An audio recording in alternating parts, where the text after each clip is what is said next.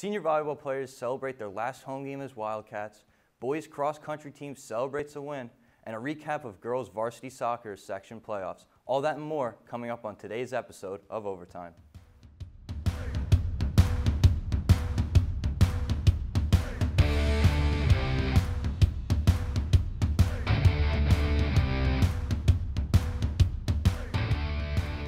Welcome to the winter episode of Overtime for the 2018-19 school year.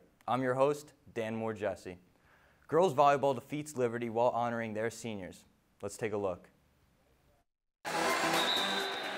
Girls volleyball celebrates their senior night with a phenomenal win against Liberty, winning the first 3 sets of the game.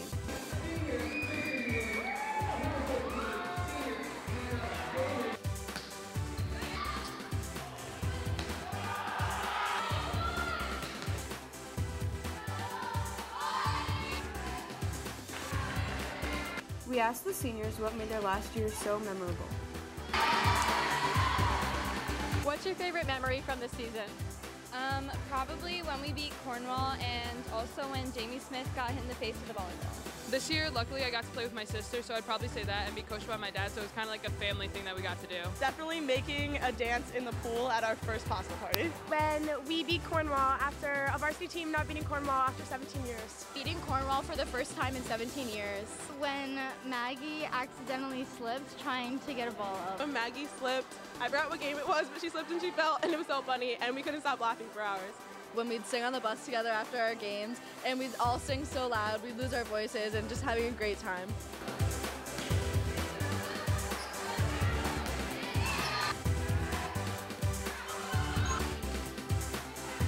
Next, we asked them what they valued the most from the season. What are you going to take away from playing on volleyball this year? Probably the relationships that I've built with my team. Well, this is like the funniest team and really the most fun team I've ever been on, so I think I'm just going to take away that like being together really matters. Just like the friendship, I've always been best friends with these girls, and I never want to leave them. Just making friendships with these girls and being friends on and off the court, and I'll definitely miss seeing them every day after school. That not only like a team is people you play with, but they're like your family, and you can't get anything better than that. We played amazing as a team, and it really shows that when you guys really care about each other, how far you guys can go. Grown up with these girls since Modified, and I just love them. They're like my second family, and I'm just going to take away like a bunch of like leadership, being on a team, and just being around a group of girls that I can call my family and my sisters. Definitely have great friendships. Our team's so great together. We're all such good friends on and off the court that you just have so many great memories every day, even at practice. With a great win against Liberty, these girls will be cherishing their time with the seniors before the season comes to a close. Throughout the entire season, girls volleyball fought their way through each and every game, including their section semis game. Here's Jacob Branch with the story. Warwick Volleyball and Coach K-Rod took on the Kingston Tigers in a Section 9 final rematch from last year. The winner of this game advances to the 2018 Section 9 final, and a chance for one of these two teams to advance for the second year in a row. Warwick got off to a hot start, winning the first set in front of Kingston's home crowd.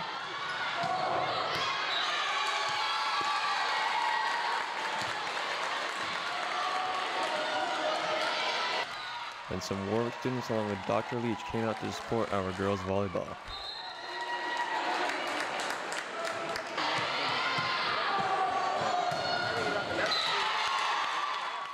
Despite Dr. Leach and the Warwick fans coming out and supporting, the high-powered Kingston bounced right back winning the next 2 sets, putting the Wildcats in a crucial position. The Wildcats put up a fight, but the Tigers were able to pull ahead and win the next 3 sets to win the match. Final score, Kingston 3, Warwick 1.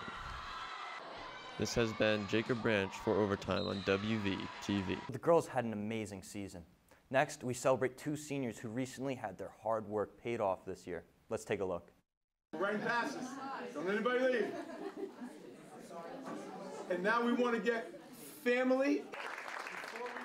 Warwick seniors Kaylee Thompson and Taini Gamry signed national letters of intent this November. Taini Gamry will attend the University of Hartford for lacrosse with a partial athletic scholarship. Kaylee Thompson will attend Duke University for fields and track with a partial athletic scholarship. We got a chance to ask Kaylee about how excited she is on this accomplishment. It's really exciting. I'm so excited to see what the future holds and that all my hard work has paid off. So I'm really excited for that. Coaches, families, and friends were invited to celebrate the signing. The joyous celebration ended with a big slice of cake. For WVTV, I'm Julie Peters reporting. Congratulations to both girls. Good luck. We know you'll do great things. Next up, everyone's favorite teacher hosts Coach Talk. We'll be right back. Don't go away.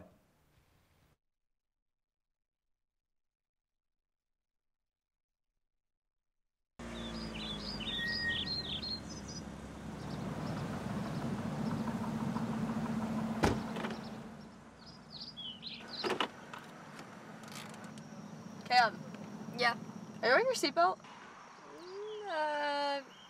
No. Cam, you know that people not wearing a seatbelt are 30 times more likely to be ejected from the vehicle. Airbags are useless unless you're wearing your seatbelt. Okay? Okay, guys, I'll wear my seatbelt from now on.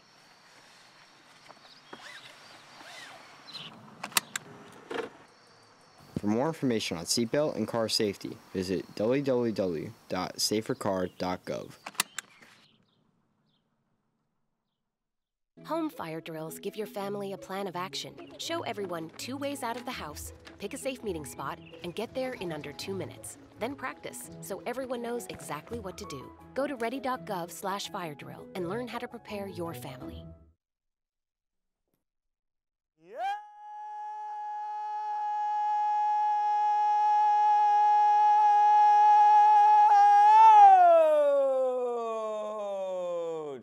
Wow, that was a long one. Welcome to our early winter sports edition of Coach Talk. I'm your host, Ryan Candia. Be sure to tune into Coach Talk on WVTV's Overtime. In studio today, joining me are 2 members from the girls varsity basketball team. That would be senior Hannah Davis and sophomore Kristen Desiree. Girls, welcome to Coach Talk. Thank you. Thank you for having us. Thanks for being on. I really appreciate you coming on.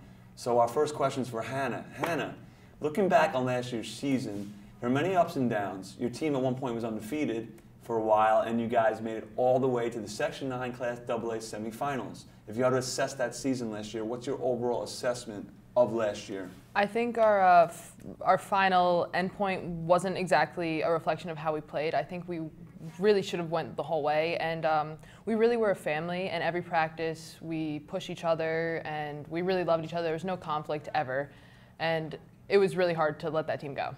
Yeah, actually, I saw the semifinal game against Washingtonville. They seemed amped up. I guess our next question is for Kristen. Kristen, how did you initially get involved in the game of basketball?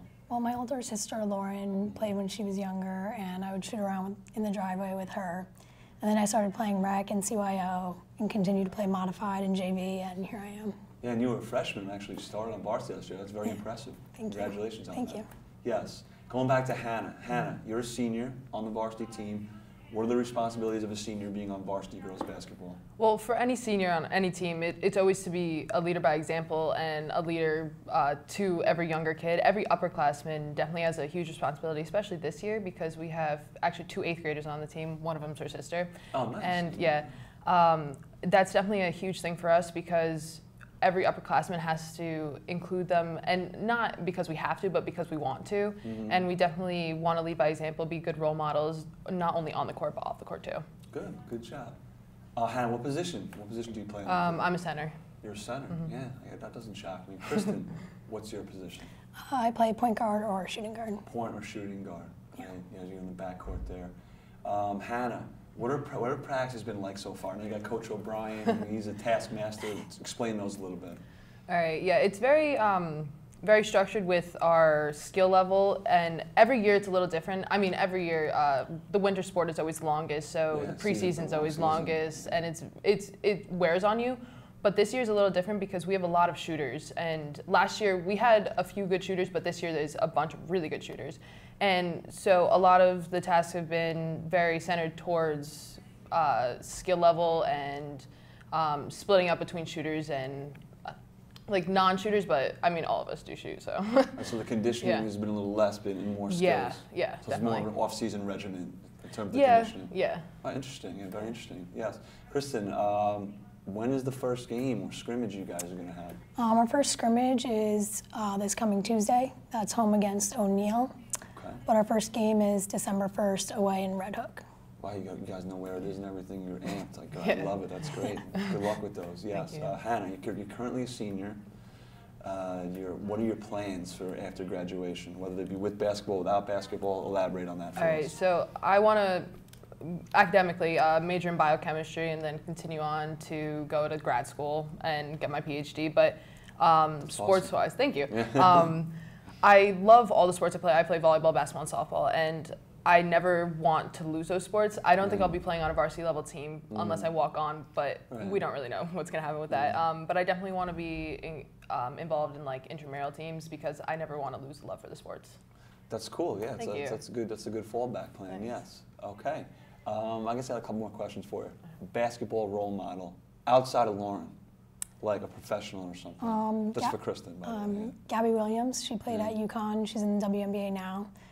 She's just a great player. Can play any position. A leader on the court, and I look up to her. Yeah. Hannah, how about you? Stuart, also on UConn. UConn's definitely a huge team. All of them are role models, and just the team aspect of everything. They're stellar players. So. Stellar players, good. Did you guys watch the WNBA a lot? Not very often. I don't get time to watch TV. That's a good thing. Do you know the first, what year was the inaugural season for the WNBA? No. It was turned into a trivia show. 1997. So yeah. Wow. That's kind of late. But. It is kind of late. I mean, if you talk about sports history, you had Title IX in 1972. They just made a movie about that, and then WNBA 25 years later, and so there you have it. So yeah, so I guess I'll go to Hannah. What's the ultimate goal for this year's team? I mean, as every year, it's to win sections. And I do think, even though we lost two huge players, Lauren and Emily, we still are a force to be reckoned with. And I think that everybody lost a bunch of good seniors. Washingtonville's definitely somebody we have to look out for, but if we play defense accordingly to each team, and O'Brien always has a detailed scouting report, so we'll always have like a specific defense for each team. Right. I think that we can go really far.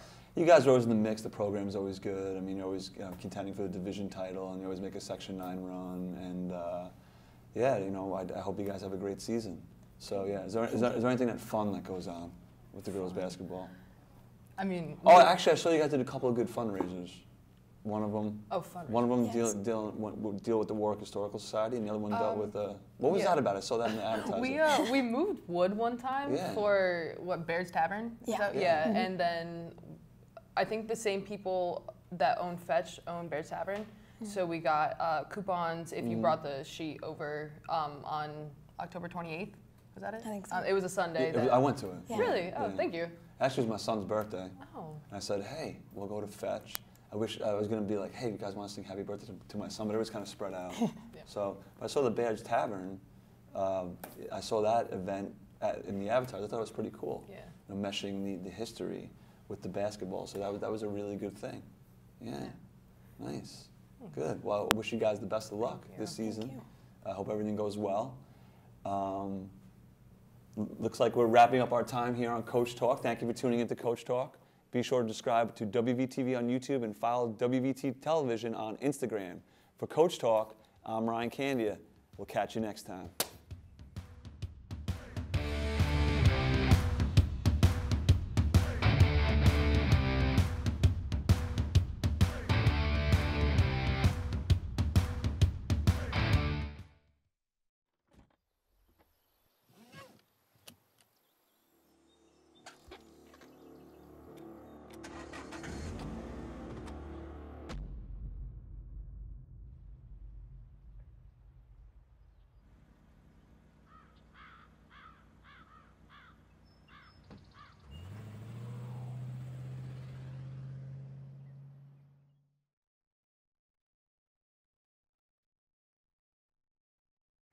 Welcome back to Overtime. I'm your host, Dan Moore-Jesse.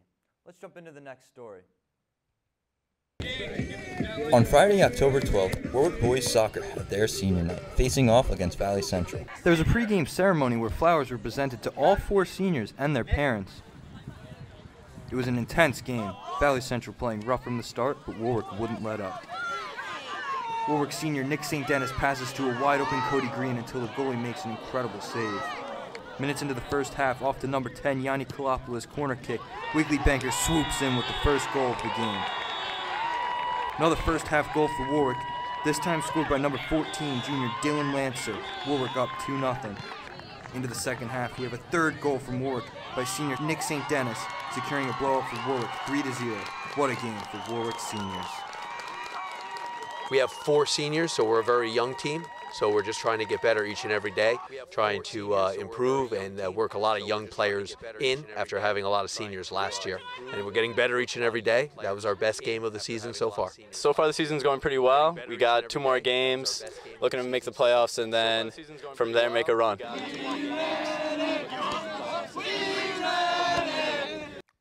Girls soccer had an epic playoff game this season. Here's Michael Bonanno with the story. The Warwick Wildcats took on the Newburgh Goldbacks in a blowout on Warwick's home field this past game. This game was not like the others, as it was their first playoff game of the year against a well-rounded team. This game was a fight straight from the beginning, as Warwick's Shannon Salvaggio connected with the back of a net early on to give Warwick a 1-0 lead.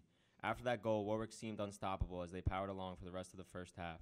During the length of the game, Warwick had many opportunities to score, keeping Newburgh on their feet the whole game. Warwick broke out the game in the second half after number 13, Haley Killen, connected from a nice corner kick. Warwick rolled through Newburgh with a 7-0 win to advance to play Monroe in the second round of the playoffs. We spoke with Coach Jill Farrow. Appreciate it. I feel really good about the win. You know, it was a really great team win. We scored a lot of brilliant goals. We possessed very well, and defensively we were very secure and we had the support. Like I said, a team win is the best kind of win no matter what kind of score, but I think we have a good feeling, a good energy going into Monday. And Coach, how does winning 7-0 help you roll over into next week's game? Does it give you guys a little more confidence and a little more swagger to go in there and get a win?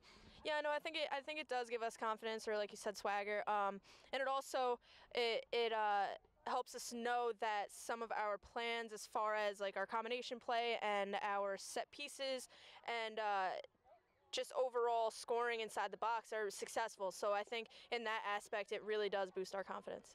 And again, congratulations, Coach. Great team win, and good luck the rest of the season. This is Michael Bonanno reporting live from WVTV. See ya.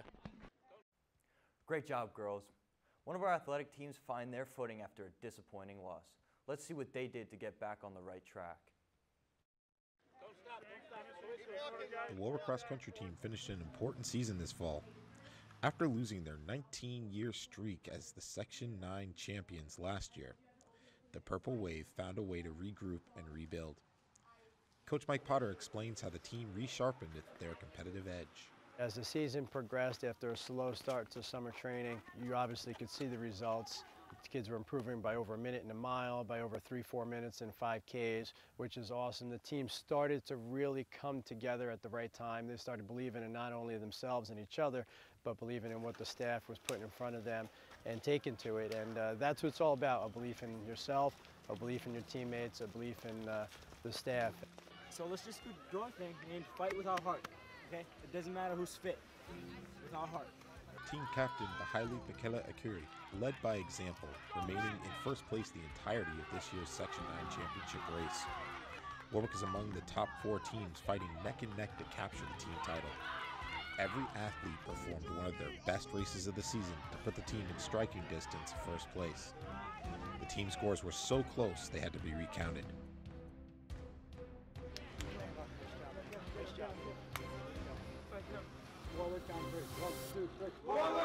Great job today. In a truly rare event for cross country, the championship title came down to a tiebreaker. We got a photo finish or something? When sophomore Ethan Tillinghast decided to lean at the finish line, beating another runner by less than half a second, he unknowingly clinched the win for Warwick. It was special. We brought a boys team to the state championship, which was a little bit of a long shot, but right around mid-October, early October, they started to really think that they could do something special, and they put it all on the line at the section championship, and we ended up bringing a team to the state championship, and they're probably going to be ranked in the top 10 in New York State. The girls team was nothing but super all season long, so it really was awesome to see kids overcome fitness and youth in the beginning of the season to kind of pull it all together at the right time, and that's special, and that's going to look real well going into the future for us. boys went on to place 6th in their state championship race, while junior Bahailu Pekele Arkiuri took 3rd place individually. Bahailu placed 8th at Nike Regional Championships, earning himself a trip to Beaverton, Oregon to compete at Nike Cross Country Nationals. It seems Warwick's cross country team is once again poised to take back the top spot in Orange County. Thanks for watching this edition of Overtime. Be sure to follow WV Television on Instagram. For Overtime, I'm Dan Moore Jesse, signing off.